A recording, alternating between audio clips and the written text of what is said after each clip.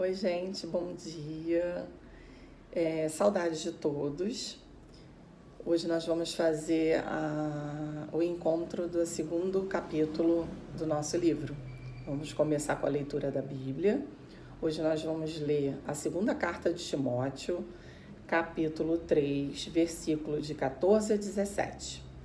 Tá bom? Vou ler para vocês. Tu, porém, permanece firme naquilo que aprendeste e credes.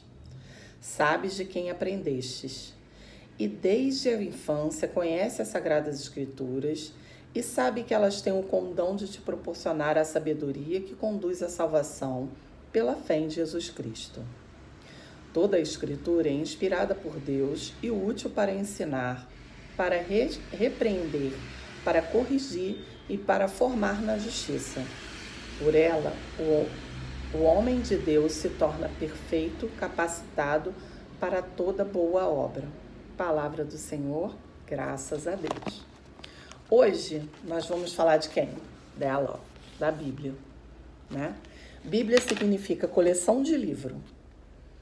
E por que ela tem esse nome? Porque a Bíblia, ela compreende 73 livros. E ela está dividida em dois grupos. O Antigo Testamento e o Novo Testamento. O Antigo Testamento ela tem mais 4 divisões. A primeira são Pentateucos, que fala de toda a criação do mundo. Ela vai desde Gênesis até Deuteronômio. Nome difícil, hein? Depois vem os livros históricos, né? Vem contando as histórias de Ruth, Samuel, todos eles. Então ele vai desde Josué até Macabeu.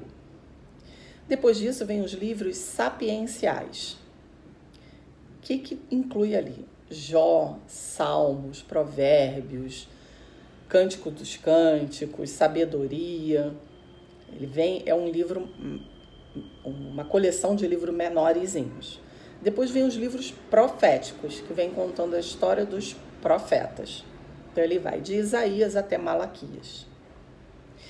O Antigo Testamento, ele conta uma grande história da fé do seu povo, né? Ele começa desde o início da criação, passa por todas as histórias, né? Os cânticos, e vai levando até chegar em Jesus. E quando chega em Jesus, começa então o Novo Testamento.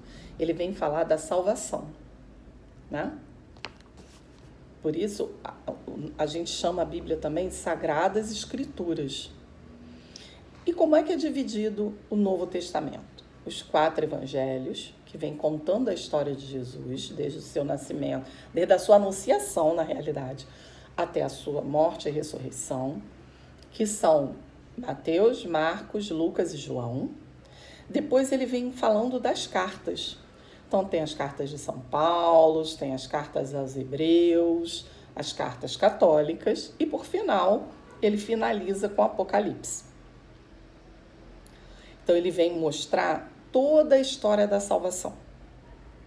O Antigo Testamento não deixou de ter valor porque passou a ter um Novo Testamento. Pelo contrário, eles vieram se complementar.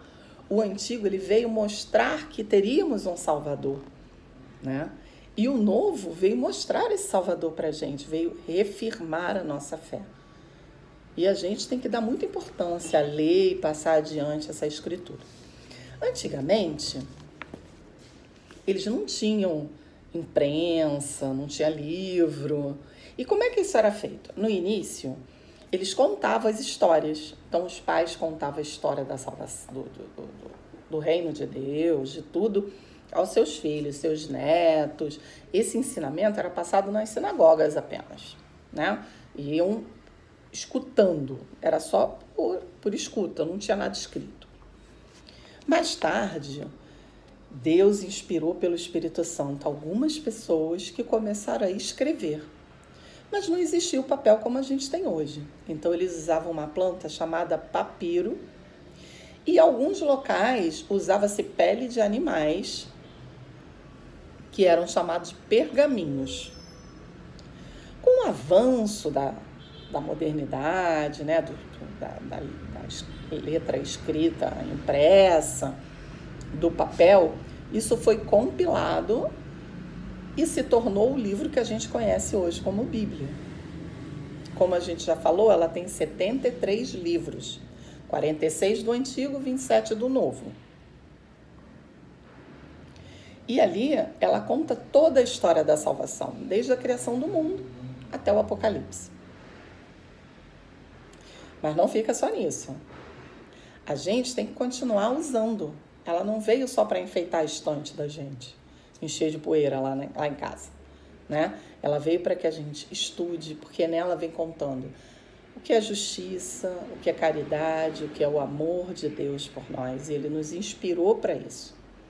Precisamos ter esse sentimento de que ela foi feita para a gente.